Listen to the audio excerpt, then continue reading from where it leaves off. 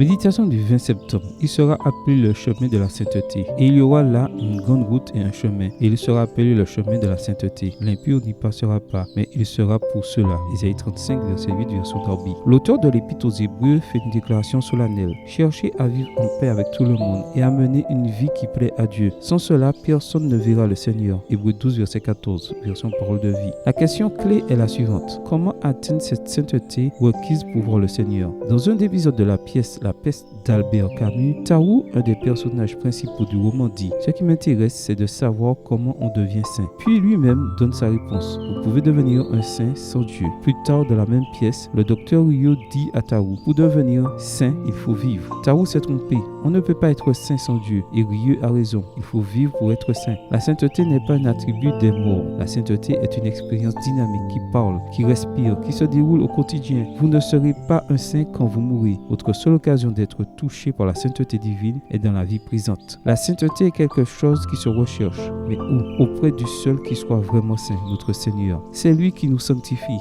Hébreux 2, verset 11. Le Christ est venu sur terre pour faire la volonté divine. Et c'est en vertu de cette volonté que nous sommes sanctifiés par l'offrande du corps de Jésus-Christ, une fois pour toutes. Hébreux 10, verset 10. La sainteté dont nous avons besoin pour voir le Seigneur est par conséquent un don qui vient uniquement et exclusivement de lui. Elle ne découle d'aucun type de mérite. Nous ne pouvons ajouter à nos vies une onde de sainteté, à moins que cette sainteté ne nous vienne par le Seigneur. Grâce au Christ, nous sommes maintenant ceux qui ont été sanctifiés en Christ Jésus, appelés à être saints, et à tous ceux qui, en quelque lieu que ce soit, invoquent le nom de notre Seigneur Jésus-Christ, 1 Corinthiens 1, verset 2. Nous sommes saints parce qu'en Christ, nous avons été mis à part pour appartenir à notre Père. Mais nous sommes encore appelés à vivre dans la sainteté parce que nous sommes engagés dans un combat constant contre le monde, le péché et la chair. Par la foi, nous parcourons déjà ce chemin de la sainteté et si nous y demeurons, nous ne perdrons pas notre route et nous verrons le Seigneur. Amen. Bonne journée à vous et que le Seigneur vous bénisse.